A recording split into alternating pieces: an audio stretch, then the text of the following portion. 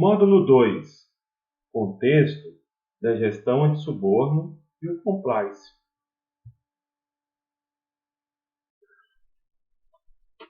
A questão do contexto da gestão anti-suborno, o compliance em si, é fácil comentar que todas as mudanças envolvidas com o desenvolvimento das situações, a própria questão da movimentação, da movimento de questões que se relacionam à indústria, tecnologias, ao mesmo tempo a necessidade de você ou das organizações terem mais resultados, ele faz com que as empresas elas tenham a necessidade de estarem melhor preparadas, equipadas, conscientes, mais conscientes das situações e controle sobre os riscos. Isso tudo envolvido com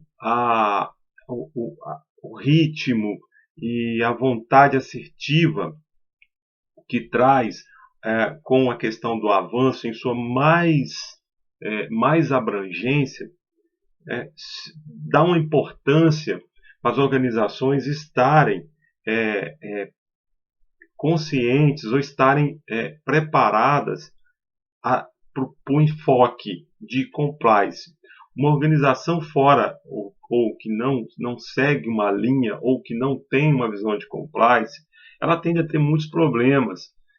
É muito difícil você controlar situações que envolvem controle, custo, novos negócios, implementações, manter recursos, dar manutenção em toda a questão de ativos de uma organização, porque ela pode ter problemas com reputação, sanções financeiras, que às vezes se tornam situações muito significativas, e ao mesmo tempo o fato de, para esses resultados, a importância que traz a organização manter uma equipe coesa, capacitada, e ao mesmo tempo focada em uma única visão, um direcionamento estratégico. E nesse embalo de situações traz aí uma importância imensa para essa parte de gestão envolvida com o anti-suborno e a questão do compliance. É valoroso ser visto como uma organização que tem uma gestão anti-suborno e, ao mesmo tempo, mantém uma gestão de compliance. Lá no módulo 1 eu comentei de uma forma bem mais rápida a diferença entre a gestão anti-suborno e a gestão de compliance. É até complicado falar que tem diferenças, né? Mas eu quero que você comece a visualizar exatamente a essência das palavras que eu vou usar aqui. Quando você tem uma gestão anti-suborno, você tem uma gestão repleta de controles. Por quê? É uma gestão anti-suborno. Então você tem que ter controles para que isso não aconteça. Agora, quando você faz uma gestão de compliance, você precisa ter controles para manter o compliance, garantir e assegurar o compliance, para que você não tenha riscos que vão de encontro à sua reputação e outras penalidades, e conseguir promover, acima disso tudo, uma melhoria. Porque quando eu falo acima disso tudo, porque isso vai além. Espero dizer que você está mantendo aquilo que você planejou. E o desenvolvimento está indo além, você está melhorando continuamente.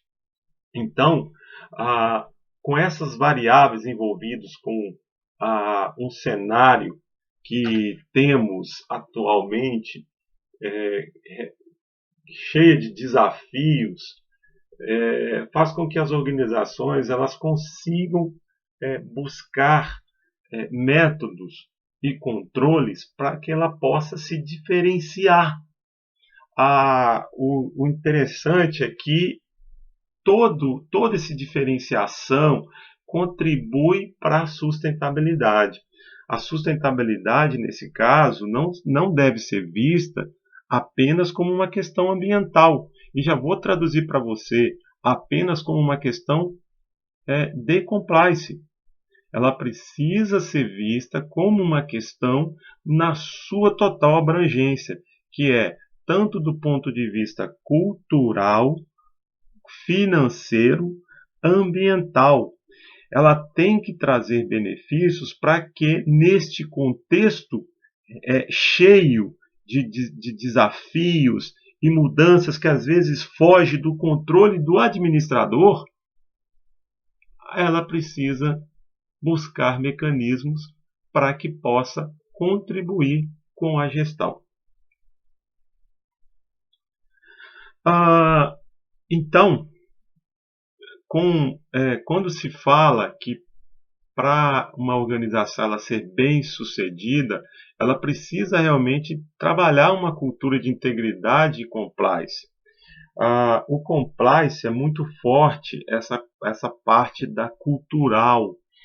Então, a organização ela precisa desenvolver, ela precisa incentivar, facilitar a conscientização, a capacitação, são mecanismos ou são controles que contribuem fortemente para o compliance.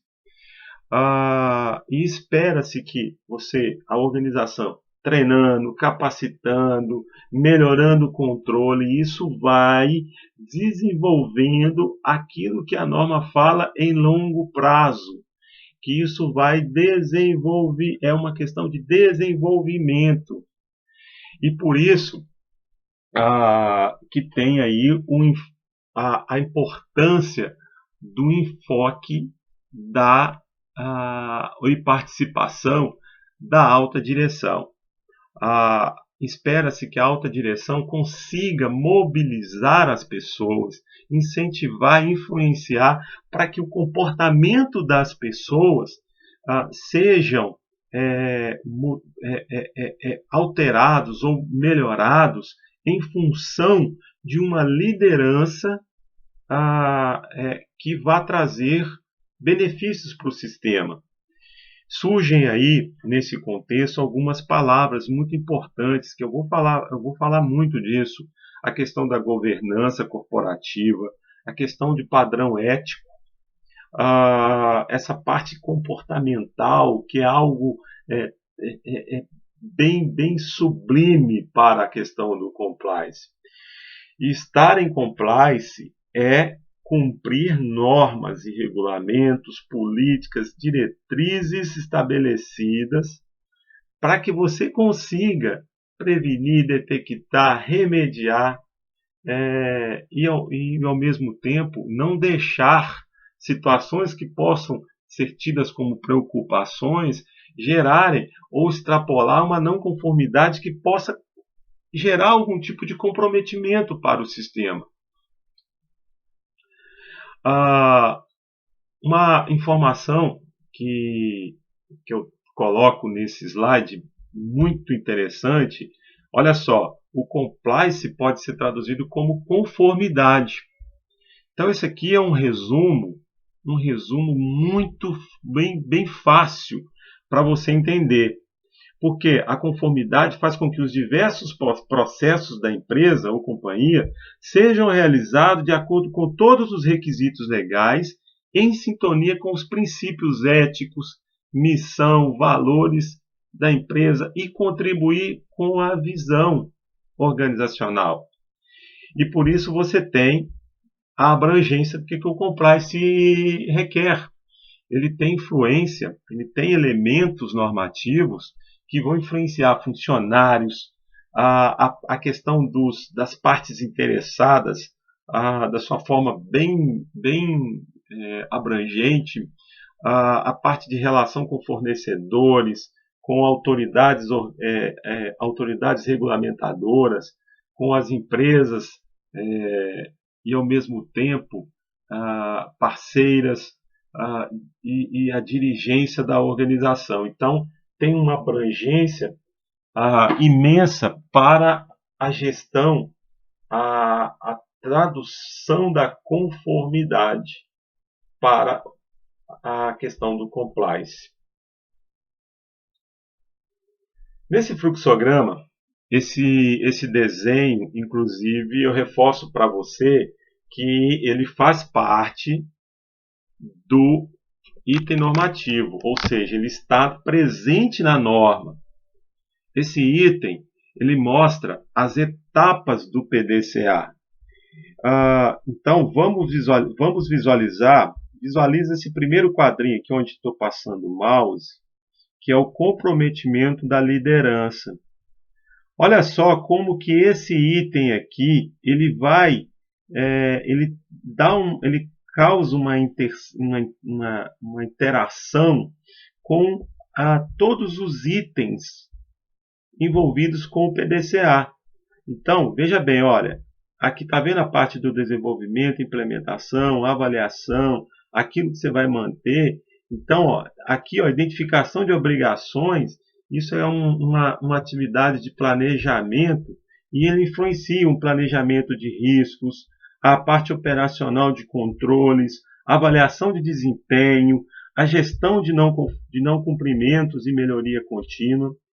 E, fazendo parte dessas obrigações, voltando aqui, nós temos as questões externas e internas, as partes interessadas, nós temos o escopo, o estabelecimento da política de compliance e, dentro desse escopo, só reforçando, está aqui os princípios de boa governança.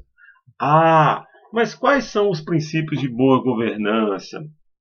Reforço a você que no material eu estou deixando exemplos de um material com exemplos de princípios de boa governança. Esses princípios você pode utilizar na sua gestão relacionada ao compliance. Mas todos os princípios são, aliás, não vou te falar todos os princípios, mas eles se traduzem essencialmente em uma condução ética, nas questões da liderança, enfim, situações tidas como princípios que são referência para uma boa governança.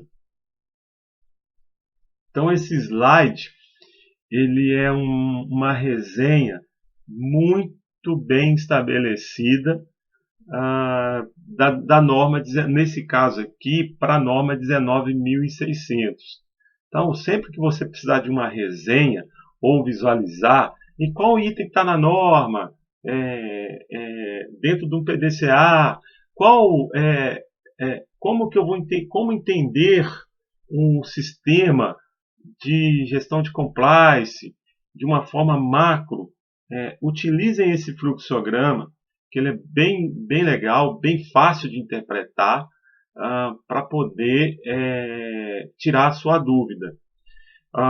Não obstante, eu vou, durante esse curso, explicar cada item que está aqui no fluxograma. Então, está vendo essas letras que estão nos fluxogramas? Item 6, item 8, aqui nós temos aqui em cima 4.3, 4.4, 4.1. Eu vou falar sobre esses itens aí para você, visando auxiliar a sua interpretação. Nesse outro slide, eu trago aqui melhorando o entendimento do ciclo de gestão relacionado ao PDCA, para o compliance. Então, aqui, o PLAN, nós temos aqui, que é o planejamento para tratamento de riscos, alcançar objetivos, envolvidos com a liderança, responsabilidades, caminhando aqui nesse caminho, nós temos a estabelecer a política, continuando, olha, esse laranjinha aqui, ele é algo que também faz parte do planejamento. Depois nós vamos ter aqui, ó, identificar obrigações e avaliar riscos. Depois, determinar o escopo para o sistema de gestão, e aí você tem que levar em consideração as partes interessadas, as questões internas, os princípios, e aqui, automaticamente, seguindo em frente, tanto nessas questões envolvidas, você faz outra letra, outro tipo, outro item do ciclo de gestão do PDCA. Aqui nós temos um bom planejamento, uma resenha de planejamento da gestão de compliance. Agora, focando especificamente a questão do suborno, uma situação envolvida com isso dificulta o desenvolvimento, denigra a imagem, corrói a justiça, faz com que haja perda da confiança, diminui o empoderamento da qualidade ou a possibilidade de você implementar qualquer outro tipo de controle, porque há um enfoque na questão do suborno. Agora, uma coisa que sempre prego nesse curso é que, por mais que existam aí muito boas práticas, que você venha fazer o curso, como está aqui, outros virão, a disseminação do conhecimento é uma coisa que é importante, é que a lei nem sempre ela é suficiente para resolver o problema. As organizações podem contribuir proativamente. Para isso, que é importante evitar danos com envolvimento de riscos de suborno. E uma situação que está relacionada ao suborno é que cada situação é uma situação, cada empresa ela tem a sua natureza e, ao mesmo tempo, a complexidade de seus processos, atividades e negócios. A caracterização do suborno também pode ter a sua variar em função da sua complexidade, do tipo, do nicho de negócio. E o que eu quero dizer aqui são que porque existem situações particulares e que a norma, por mais padrão que ela, apesar dela ser um padrão, ela defende controles, estabelecimento de controles para evitar situações entendidas como a mais abrangente dentro daquilo que são típicos para uma gestão anti-suborno. Então essa que é a questão desses comentários. Existe no Brasil uma lei anticorrupção e o decreto, que é o 8420 de 2015. Tanto a lei como o decreto, eles estão aí nos materiais complementares. Porém, eles não servem para um programa de compliance e anticorrupção.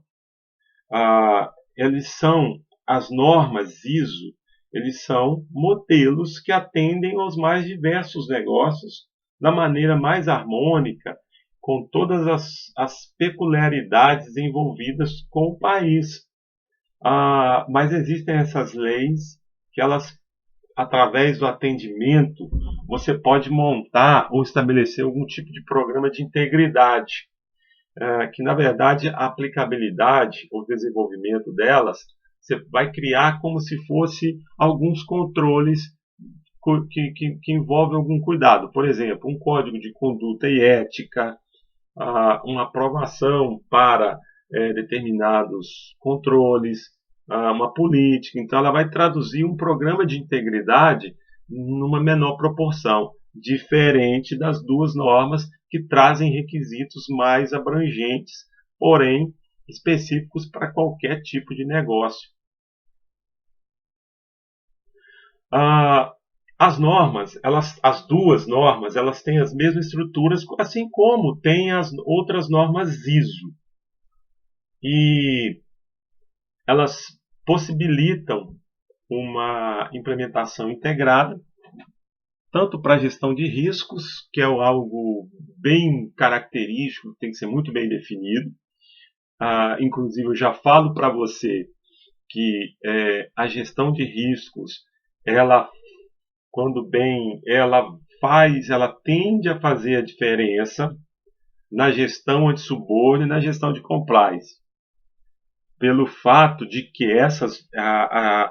todos os controles eles eles têm uma origem, entende-se ou espera-se que ele tenha uma origem lá na gestão de risco.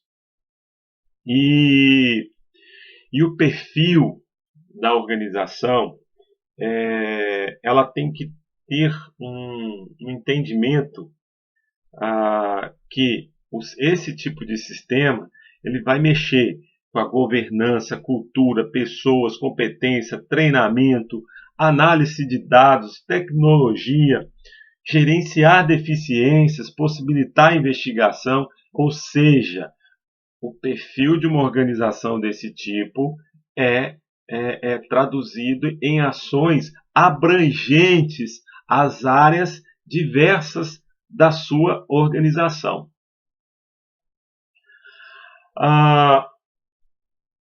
A conformidade com as normas, ela não pode fornecer garantia que suborno não vai ocorrer ou que não ocorrerá em relação à organização.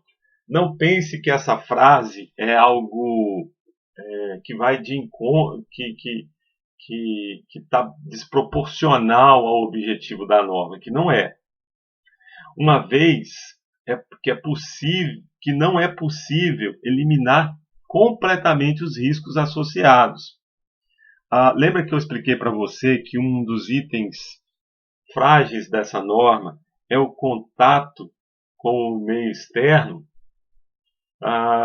E muitas vezes, ou digo, a maioria das vezes, ou na sua essência, uma organização ela não vai controlar a outra organização, ou as situações que são envolvidas diretamente com com aquilo que ela não tem uma gestão, aquilo que ela não tem controle. Mas espera-se que as medidas razoáveis e proporcionais estejam implementados. Uma coisa que é importante que a organização ela precisa conhecer bem o contexto.